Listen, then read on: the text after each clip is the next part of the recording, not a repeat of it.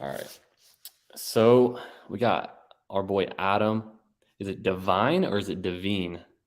You got it right the first time, Divine. Chandler. What's up, my man? What's This up, is a brother? this is my boy Adam. So Adam, we met at CG probably about a year ago, I believe, right?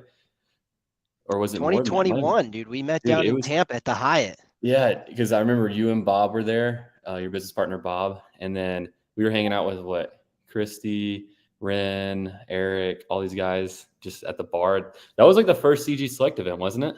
That's right. Yeah, we were at Select there. I actually was joining the vendor team there went with Bob for Riva, and it was a great time. You, me, Ren. That first night we were at Christina Kraus. So we Uh-huh. we had a good time there. It's a That good was a vibe. good old time. So Adam, you guys operate in the Northeast. I mean, really everywhere, but give a little background on your business and then what you guys are doing.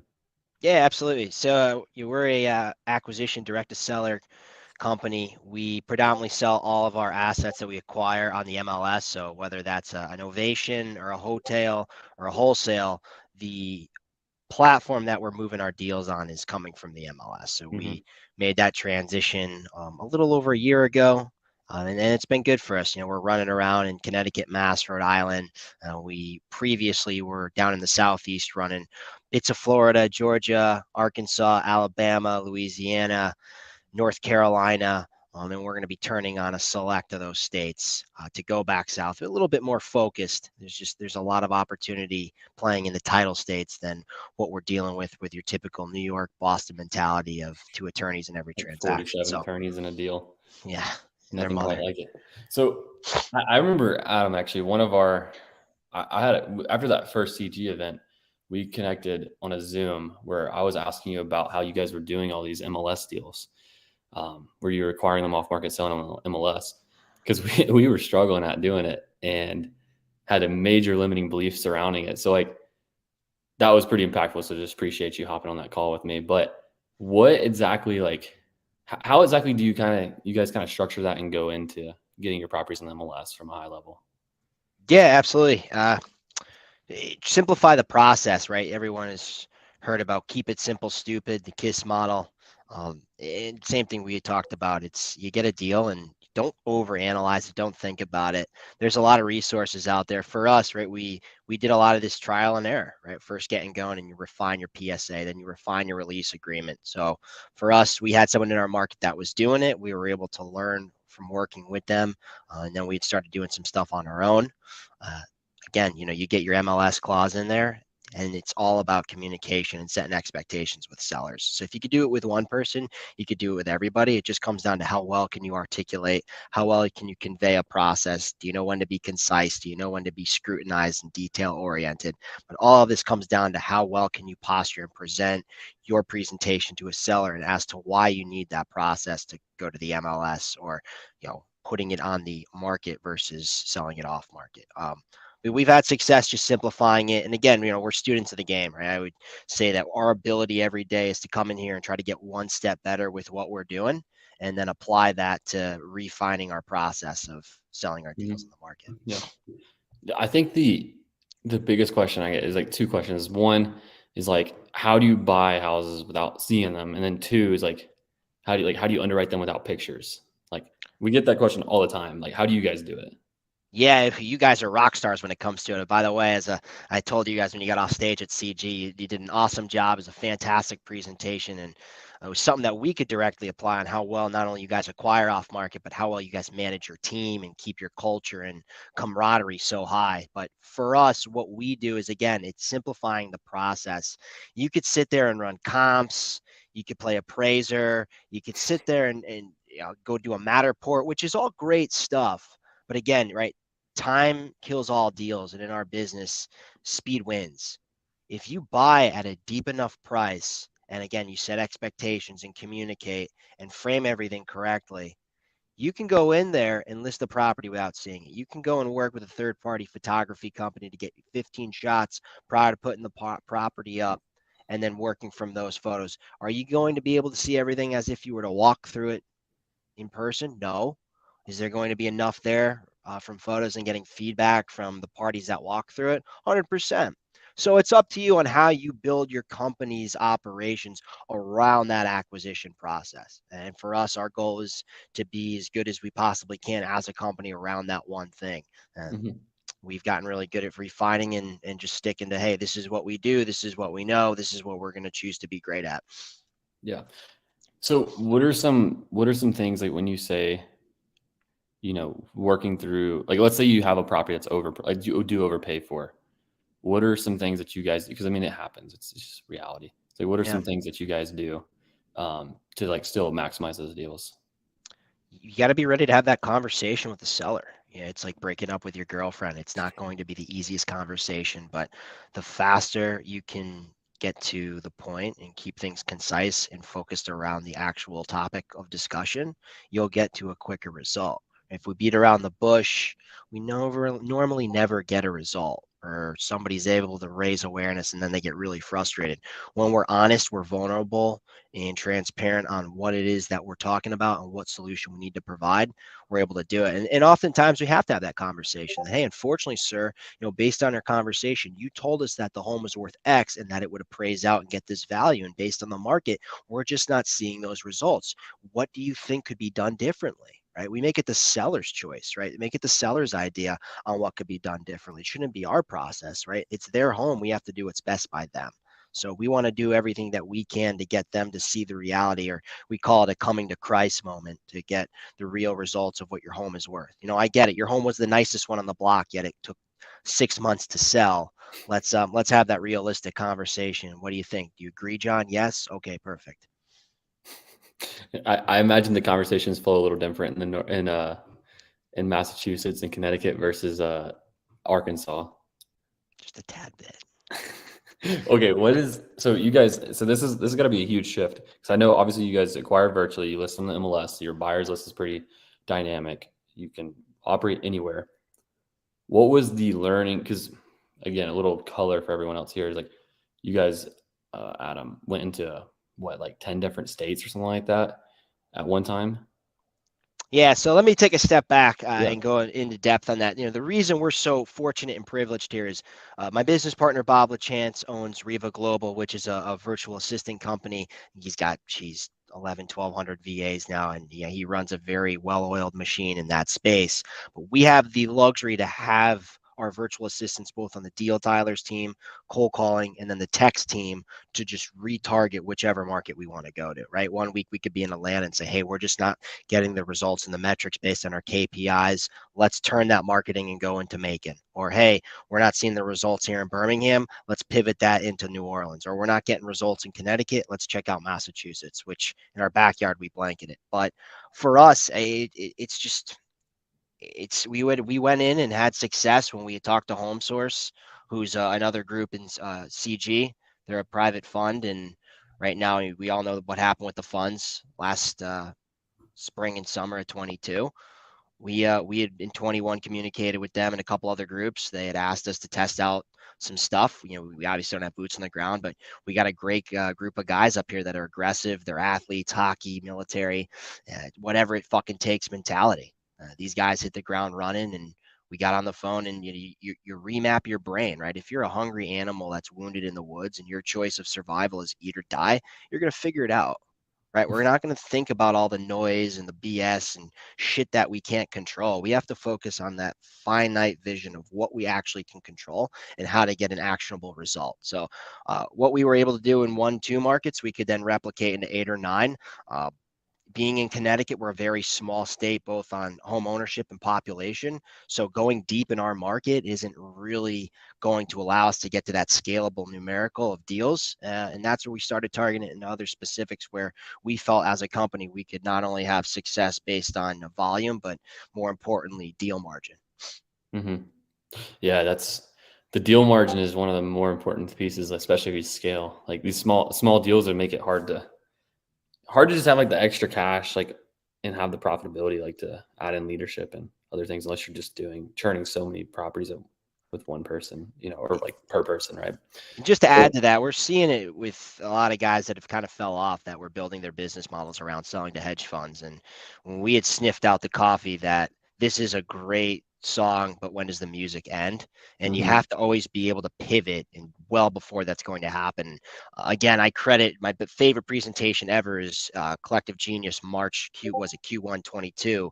Frank and Eric took the stage and discussed why you should sell all your deals on the MLS. It wasn't even about whether it was novation or wholesale. Is your exit should always be on this platform. And again, what is our most valuable asset today? It's eyeballs, right? It's people. Mm-hmm. You are going to see far more eyeballs on your deals by going to the MLS. And here's my 3 caveats to it. It benefits realtors, it benefits brokers, and it benefits buyers. If you sell deals off market, you cut out the retail buyer that typically would pay more for that deal. The brokerage cannot make money on that deal, and the agent that you could build a lifelong relationship with who has those qualified retail buyers cannot get a shot at that.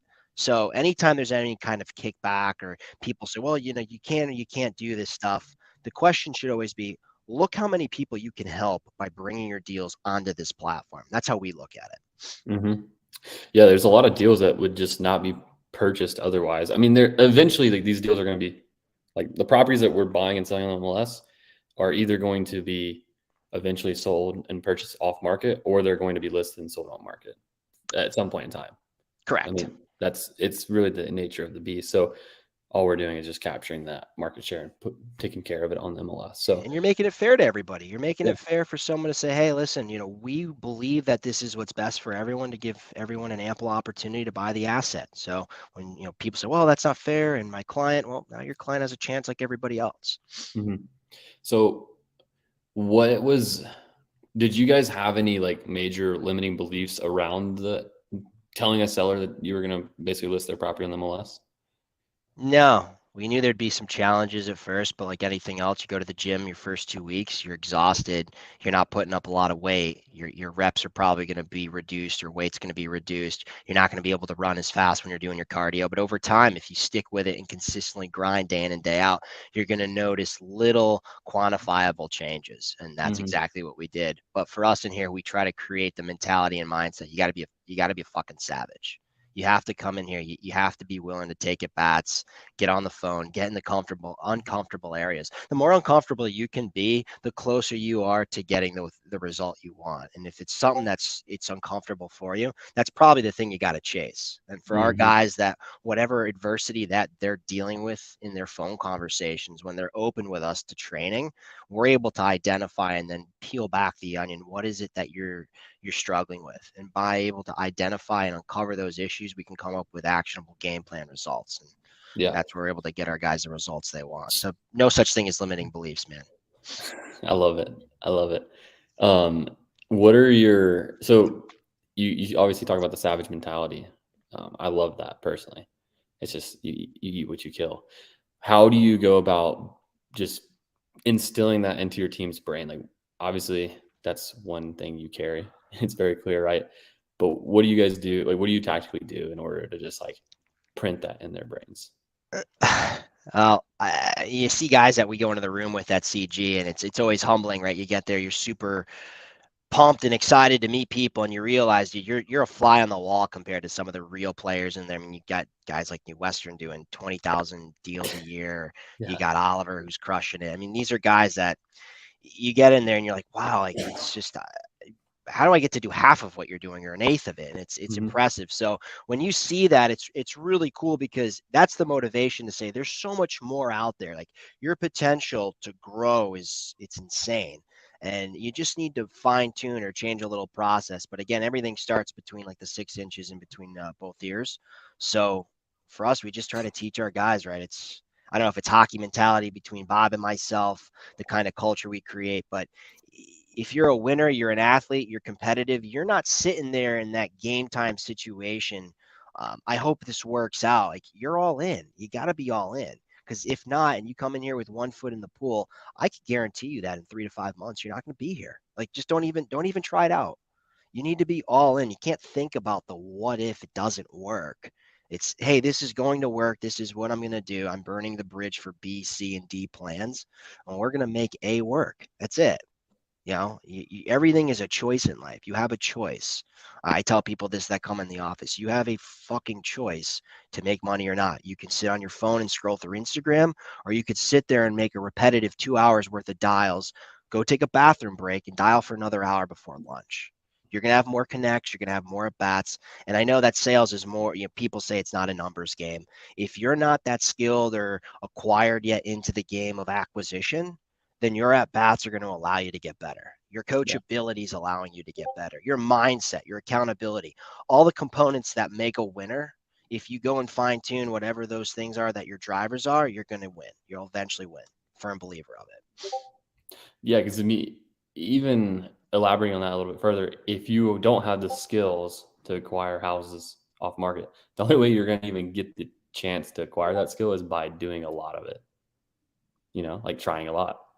So what do you guys do from a training perspective? Like, let's say I'm a new acquisitions rep for you, Adam. What's my training look like so I can get ramped up? Pretty straightforward stuff. I mean, we're probably not the best at it. I think there's a lot of guys out there that are probably more dialed in than us, but we have a pretty good onboarding process. We have our own proprietary training that we've built out in-house, the back end of Kajabi, which we use for our video library. Then we use Steve Trang, which, it's not a I'm selling Steve, but I mean, it is a plug because we've been with him. We were one of his first clients back in 2020. I think he does just a phenomenal job with his program. His content's great. He's doing the business, so it's in the trenches selling. And we got our guys on his calls every Tuesday and Thursday. I believe having a coach is game changer. So there's individuals out there. I'm not going to invest in sales training, and for us, it's who else can we invest in? Like what other programs? I know Steve's came out with a disposition training. He's got management training with Ren, and there's a reason he's leading that pack. So if there's somebody that's very good at sales training, we're going to invest in it. But that's pretty much what we do, right? We use Steve. I've put together different types of things from trial and error in house. I'll run 3 trainings a week for an hour on Monday, Wednesday, and Friday just to regroup the team. And we'll recapture stuff together. So it's constantly keeping the brain focused on growth. No different than going to the gym, man. Yeah, well, I love that because it's honestly a pretty simple formula to get better. It's like know what good looks like, know where you're at, and then have someone help you bridge the gap, whether that's a coach or I don't yourself. think we're the smartest people around, that's for sure. I mean, a lot of us didn't graduate college in our office. I actually somehow have a degree, You but did? Congrats, I bro. finished online, so I don't know if that's like like a half a Dude, degree. I know my online classes. I didn't actually go to class. I just did Quizlet. Hey, dude, Quizlet for the win, baby. Dude, definitely But didn't win. Didn't make it through, but I tell you this, it's a work ethic thing at the end of the day. And you hear the old adage, hard work beats talent when talent doesn't work hard. And it couldn't be more true to believe in. It's if you show up with a hard hat, lunch pail, blue collar mentality, you're going to get results. Mhm. Yeah. It's funny. Do you think there's anything other than like hard work or grit? And like this is a completely off the cuff question, but grit, hard work, like what other traits you see in people who are just super successful and like really good at almost anything you give them? They're driven, they're passionate, they take pride. They take a lot of pride in whatever it is. And I think that ties into self pride and result, right? You don't want to go into something at 90%. People that win, you take like a David Goggins. If you were to take away everything from that man, he'd have so much pride. And if he had no legs, he would still have pride in completing something and in his own self belief. It's just that determination and drive to complete what everyone else says you can't do. And I'm a fan of a lot of the doubters out there. It's noise, but that is awesome fuel that you can throw on your fire when you're in a dark place. Tim Grover talks about it. You got to be a warrior, man. At the end of the day, when it's like getting exposed and laughed at by everybody, go lock yourself in a dark room and always remember that moment. You will turn into a lion. You'll come out on top, and you'll have the last laugh. I think a lot of success for people comes from a dark, dark place. At least I know in our room, if you look at most of the people in there and sit down and have a one-on-one, you'll hear some kind of mental, spiritual, physical challenge that they met in life and were able to overcome, whether it was drugs, alcohol, pivoting from playing a professional sport to losing your identity. All of that stuff will fire you up to go find out what is the next thing that you need to get in your life in order to keep the train on the tracks. Dude, I couldn't agree more, honestly. That's one of the things we look at. Like, okay, so what degree, like let's say these people have gone through some trials and tribulations, right? They came out on top of the other side. Do you think it's just like an innate ability, or do you think it's just like something like a decision they made? Like, do you think it's like people are born with this ability or not? Like what do you think? Like, how do you see that plays in? Because there's definitely people who go on the other side where they get hit with this horrible thing and then they just let that derail their entire lives. That's a great question, and I'm sure you could attest to some of this being you're a long distance runner, you're in shape, you're training, so there's a lot of mental fortitude that has to go into that kind of activity. But I believe that it's a mix of, some people they're born with some crazy genetics. A lot of it though, I believe, is just your environment, right? You hear the quote, you're a product of your environment, or you're the sum of the five people you're around. When you grow up, like, what were your parents like? Were they loving? Did you have parents? Did one of your parents beat you? I mean, you take like David Goggins' story and how he was raised, and then you take someone that became real successful. Their parents didn't have a ton of money, but they loved their kid and they had dinner with them every night. A lot of it is your environment. Were they playing sports growing up? Were they successful at sports? How much time did their parent put into coaching their kid and doing stuff with them outside of their day-to-day practices? Did they go through something where they were a terrible student? I mean, for myself, I was an atrocious student. So um, I always had teachers telling me I didn't amount to nothing. But yeah, I think there's a mix of stuff that will compose inside of a pot and boil and eventually stew to you'll be able to breathe all of that in. And someone that has 7 different types of negative experiences will have more fuel than the guy with 3. Depending on the outcomes and the seriousness, or maybe there's someone that was in a car accident and saw life flash in front of them at such a young age and said, "Shit, like I can't take another day for granted." I think it's all experience, to be Yeah. honest. If to give you the short answer, yeah. Yeah. It's crazy. So, okay. So yeah, on that, cause this is something me and my friends talk about this all the time. I love talking about it. When like in school, when you're a terrible kid and like your parents were terrible, quote unquote, because you're a bad student, and your teachers tell you, oh, you're not going to amount to anything. Does that shit still keep you up at night? Like, do you still think about that sometimes when things are like challenging? Like, dude, fuck them people, bro. Fuck those teachers. I just look at it, do it for yourself. I mean, all these people use this fire, but you got to do it for yourself, right? It's not a matter of, they said it.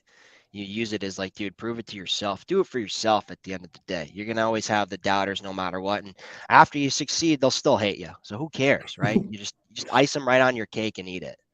Devour them. That's it. I love it, dude. I love it. What do you think is like for your success, like y'all's company? What would you say is the most, like, not the most, but like one of the key like pivots from when you guys were maybe around that, we'll call it like maybe 5 deals a month mark to when you doubled or tripled or whatever I'm not exactly sure how much deal volume you're doing now, but like what was kind of like that pivot point to where you guys went from hustling to more so like sitting as a business owner? Yeah, we were able to make that pivot. And we started bringing on more people. I mean, we had saw that we brought on our first rep back in 2020. We were able to increase deal flow. It actually doubled because I would stay on the inside and then he would do all the outside appointments. Then we brought in our office manager. Then we brought on a TC, which was pivotal. Then we had on more reps. And last year, just for a deal count, we did 247 deals to be exact. So That's a lot. to get to that point, right, it was a 20 a mix of month. yeah, it's a mix of a 20.5. lot of, say that again? 20.5. Yeah, we were fortunate to have the right guys. I mean, things were clicking, the market was good. You have a lot of variables that end up lining up. The question becomes, what do you do to keep those variables not only lined up, but compounding when things aren't going your way? And now we've started to see the true existence of real estate businesses right now. People may have lost some players. They had to reduce overhead. Rates have went up, so they had to change their business model. So you got to really get strategic and lean in these types of times, or you double down. You have to have the ability that when things were good, that you were nest egging your capital, and now you can double down, right? When people are fearful, you could be greedy. So for that kind of growth, I think it's people and then the ability to train those individuals.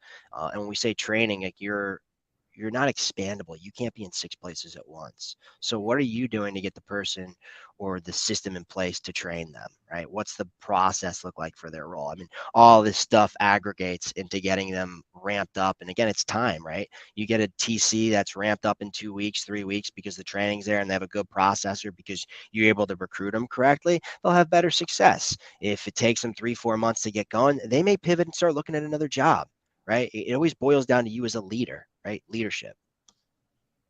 Yeah.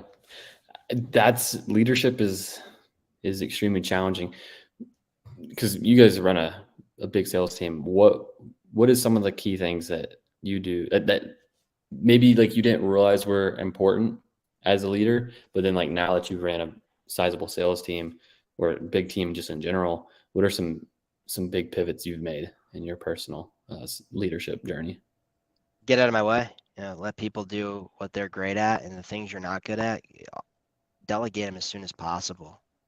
There's the things you know, there's the things you don't know, there's the things you don't know, and there were a lot of things I didn't know that I didn't know, and I had to be humble to say I'm not very good at these items.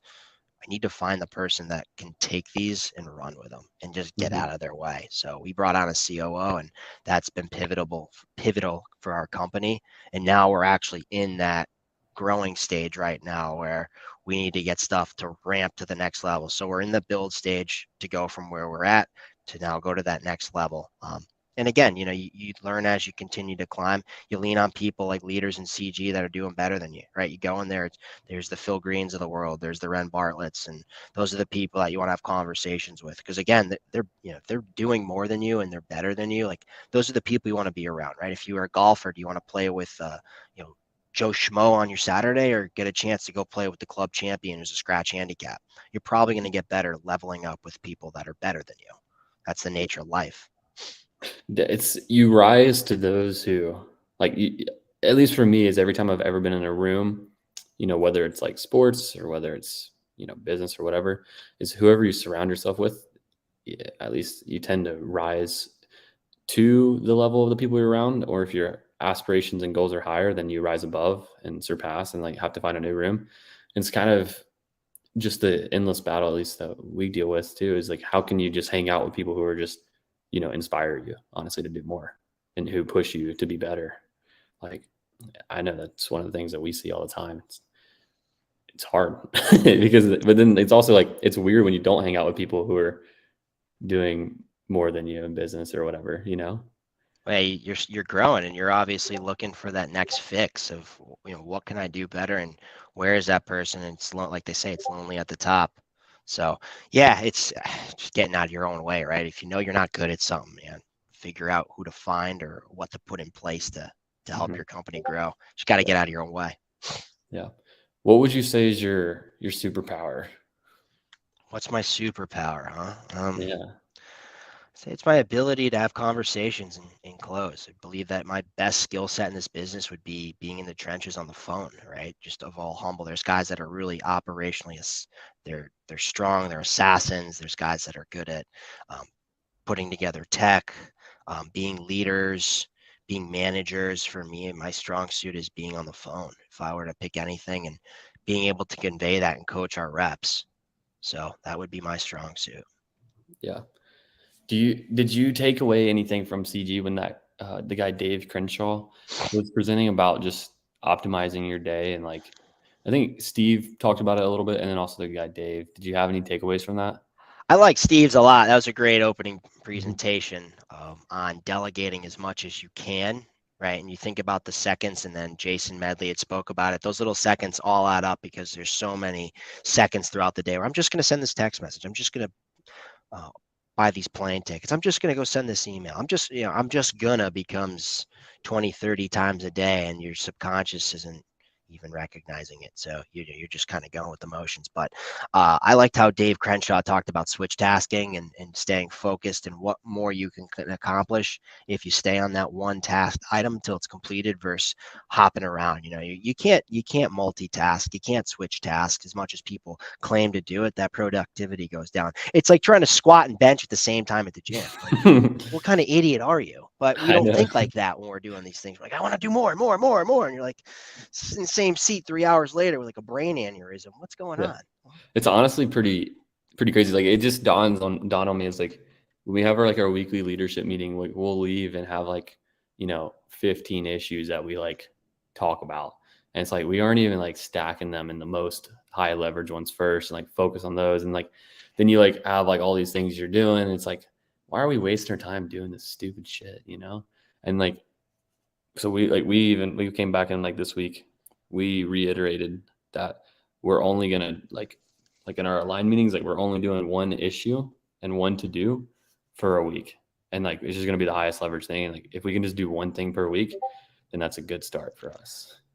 We could relate to that when we had sold our rental properties and started that process in 21 Uh-huh. and got focused on just selling deals, no fix and flip, right? We don't do rentals, we don't repair homes. Like we acquire your home and then we trade it for more money.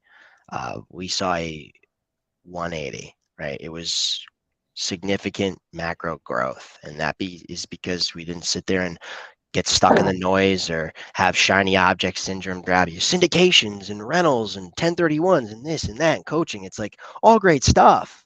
How much of it are you going to do? And then amongst that, how much of it is successfully going to be done to make you money, making the Yeah. money that you want to make? Zero. Probably. Especially if your goal, well, it depends on what your goal is, right? If your goal is to have a bunch of rentals, then it's not a distraction. If your goal is to grow an incredible business that you can hire people to buy rentals for you or whatever it is, then just all like, are you getting close? I think I don't know if you listen to Paul Sparks and Steve Trang's podcast about the about where they talk about just getting closer to your goal, like have your solvable problem and just getting closer. And I think that's like the piece that it's easy to forget. It's like, Well, I add to that, and I agree with it. I mean, there's guys doing 2 or 3 or 4 different verticals in their business, and those guys are very dialed out operationally, and kudos to them for figuring that out. I mean, for us, we want to just stay the path of doing that one thing and being exceptionally great at it. And in order to do it, we got to dig at it every day. But I agree, right? I mean, what is your goal? How transparent are you with it? Um, how well are you tracking it, and how much closer are you getting to it day to day? Again, it's all actionable steps, so mhm. execution's key. Yeah, just execution measurables and, just asking. Like, there's a great quote I heard, and it was just like, if you don't know what to do with the next 15 seconds of your free time, then you don't actually have clarity on your goals. And Someone go said that ahead. at CG. Who was it? It is a Tom Bilyu quote, the guy who founded Quest. He's a rock star, dude. He's a savage. He sold his company for $1 billion. So He's doing something right. He's I doing know, something very right. dude. I don't know who said that, but it's definitely an interesting quote. So like, yeah, just like reminding yourself to take a peek at what you want in life. Yeah. Oh, that hits deep. That How hits real deep? deep. Very, very. Hell yeah. Well, I mean, at this point, we talked a lot about mindset, virtual business. Is there anything else, Adam, before that you would want to leave the listeners with? Because I know personally, like just hearing the story about just being a killer, we're only going to be the best. It's all about grit, determination, winning. Like that shit gets me fired up. So I'm excited, dude. I got a fucking grin on because of that. Hey, you can't lie to the guy in the mirror, man. That's the only one you're battling with every day. That's It's right. nobody around you. You got to look at that guy every day in the mirror. That's your competition. So I would suggest to anyone, just try to get better every day. Like focus on it. Make it your duty. Make it your obligation. And be honest with yourself, right? You can't kid yourself. You can't lie at the end of the day. It's always on you. So your accountability is your action, right? And you're going to get the results based on it. Right? We all have free will in this world, and we all have accountability for it. So at the end of the day, figure out what you want, get super clear on it, and I think be focused, disciplined, and patient too, right? If you can add those 3 variables, because that's tough for a lot of people, including myself. I'm like, dude, I wanted everything yesterday. If you could be freaking patient and just understand like what a real long game is going to take, which even for myself, I'm still like learning that process every day, is going to help you immensely to get where you want to be. I love it. Yeah, I love it. Small, consistent actions over time get you where you want to go. I That's it, appreciate you brother. coming on, Adam. Thanks, dude. It was Chandler, you're a the ton of man, fun, brother. bro. Likewise.